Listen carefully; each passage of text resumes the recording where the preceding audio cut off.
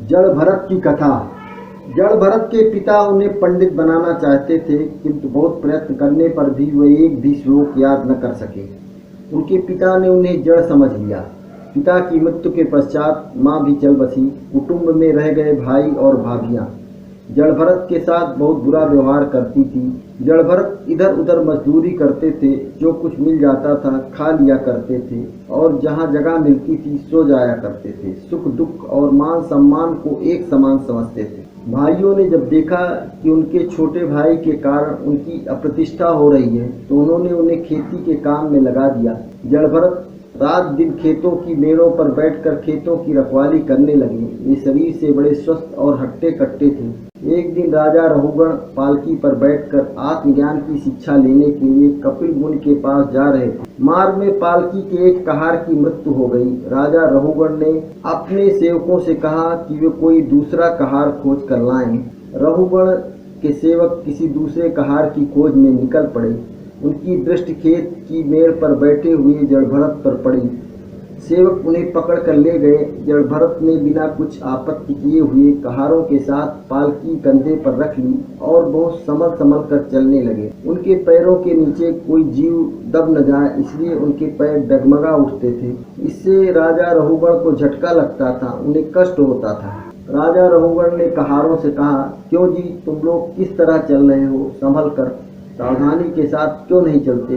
कहारों ने उत्तर दिया, महाराज, हम तो सावधानी के साथ चल रहे हैं, किंतु ये नया कहार हमारे चलने में विघ्न पैदा करता है। इसके पैर रह रहकर डगमगा उठते हैं। राजा रहुगण ने जड़ भरत को सावधान करते हुए कहा, क्यों भाई, तुम ठीक से क्यों नहीं चलते? देखने में तो हट्टे कट्टे मालूम होते हो। क्या पालकी लेकर ठीक से चला नहीं जाता? सावधानी से मेरी आज्ञा का पालन करो, नहीं तो दंड दूंगा। रहुगण का कथन सुनकर जड़ भरत मुस्कुरा उठे। उन्होंने मुस्कुराते हुए कहा, आप शरीर को दंड दे सकते हैं, पर मुझे नहीं दे सकते। मैं शरीर नहीं, आत्मा हूँ। मैं दंड और पुरस्कार दोनों से परे हूँ। दंड देने की तो बात ही क्या, आप तो मुझे छू भी नहीं सकते। जड़ भरत की ज्ञान भरी वाणी सुनकर रहुगण विस्मय की लहरों में डूब गए।